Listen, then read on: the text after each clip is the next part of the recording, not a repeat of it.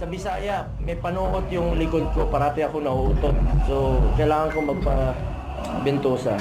Pero magpapalit na lang po ako ng damit at papakita ko sa inyo.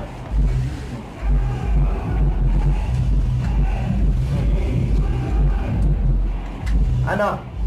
Uy, ang dami ng pimples.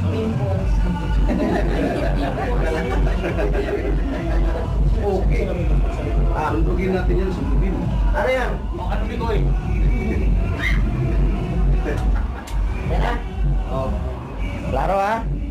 Ito ang tatak ko.